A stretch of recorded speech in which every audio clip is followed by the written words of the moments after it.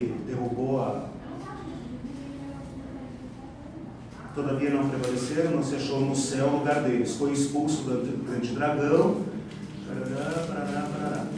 Acho que a minha Bíblia já usa uma nasceu e tal. Tá, não achei. Veja aí, versículo 7, capítulo 12, né? Versículo 7, 8, 9. Está por aí, versículo 10. Tá, aí está a grande batalha. Essa batalha extremamente enigmática. É o 4? É o 4. Ah, legal, beleza. E a sua cauda arrastava a terça parte das estrelas do céu. E você viu que eu já falei a terça parte dos anjos, né? Você percebe que isso já é uma interpretação. Né? E uma interpretação questionável. Né? A gente tem muita teologia, né? Diabologia, né? Que é feita assim. Né? Então isso tem que ser primeiro questionado, depois apurado. Né? A terça parte tal lançou sobre a terra. E o dragão se deteve, tal. Esta batalha é muito enigmática, então ela poderia ser colocada lá na eternidade passada, ela pode ser colocada, ela não encaixa no tempo do Apocalipse, né? Ela pode ser entendida de modo enigmático, figurativo, cosmológico, né? Então aqui pode se reportar a questões que a gente não saberia dizer. Essas estrelas aí eu poderia pensar como demônios? Então, né? Aqui não fala em demônios, né? Fala o diabo e seus anjos. Aqui identifica o diabo com a antiga serpente, sedutor do mundo.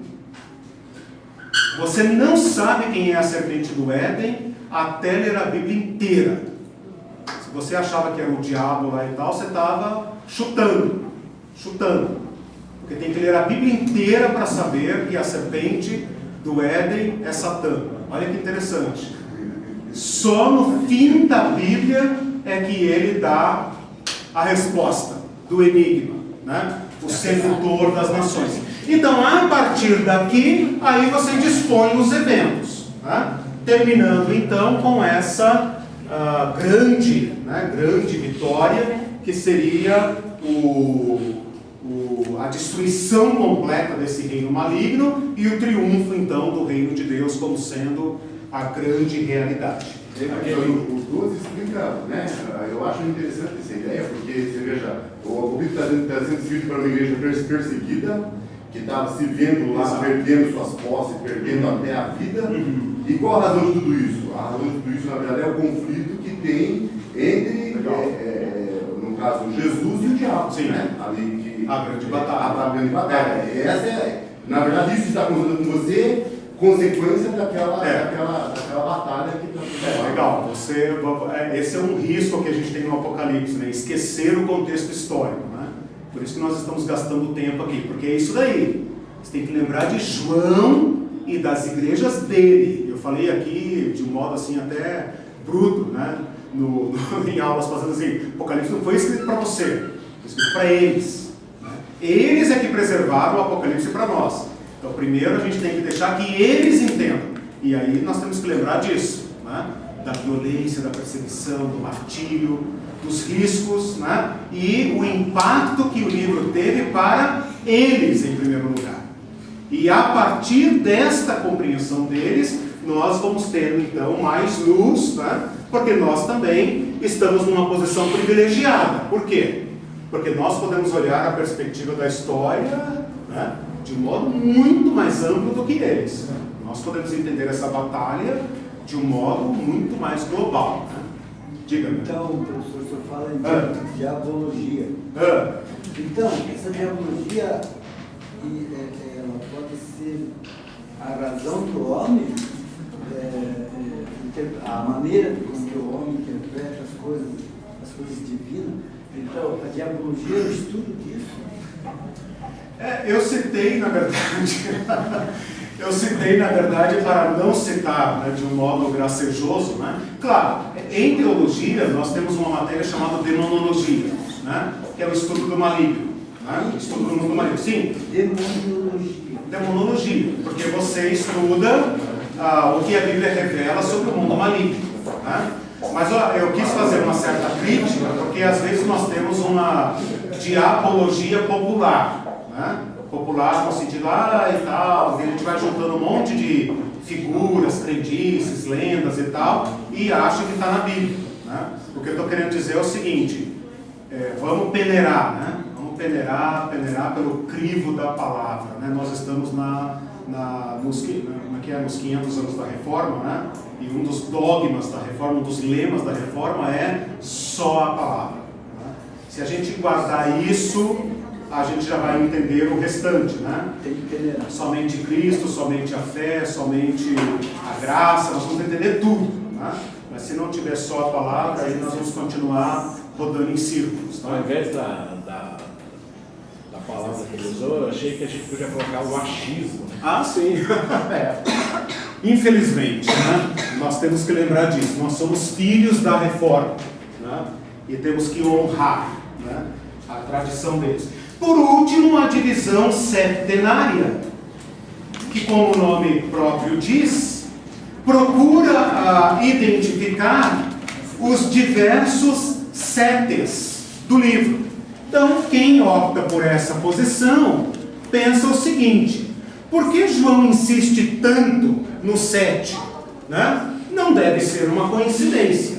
Então, quem sabe o número 7, né, seja uma chave de interpretação do Apocalipse. Então tem as 7 igrejas, os 7 selos, né? 7 igrejas, 7 selos, 7 trombetas, né? Trombetas, 7 taças. E aí os caras que optam por isso aqui continuam achando outros 7 aí. E tem, né? Tem 7 visões disso, 7 palavras, 7 não sei o quê, e vai achando 7 pelo livro adentro, e acha. 7 bem-aventuranças. Tem, né? 7 bem-aventuranças, eles acham aí. Né? E eu não trouxe aqui, acho que eu não dei muito crédito a essa posição, né? Achei um pouco artificial. Né? Basta para nós, né, os 7 que estão explicitados aí, né? Que acaba caindo também numa forma quaternária, né? Que tem 7 conjuntos de 7, então 7 igrejas, 7 selos, 7 trombetas, 7 taças, né? Aqui já fica de certa forma intuído, sugerido, né, que essas 7 igrejas não são apenas o que são.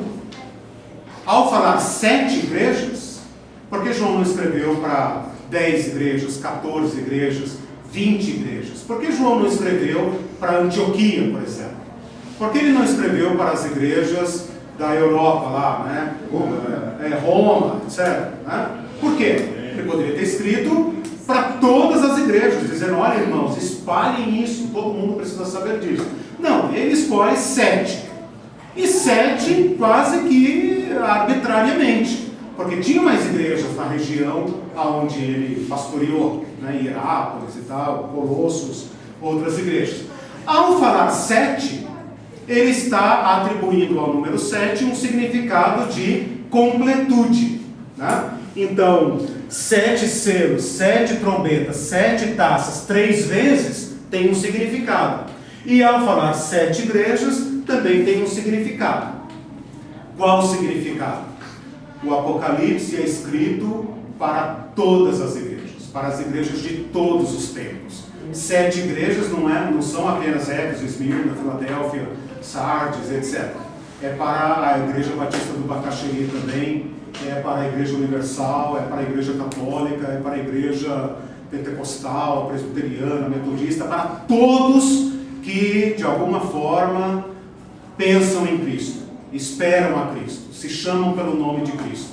É a igreja global do Senhor, é a igreja de Cristo em todo tempo, em todo lugar, que está invocado. Lembra que Jesus chama até a igreja de Laodiceia, que é uma igreja que eu e você talvez não gostaríamos de pertencer, né?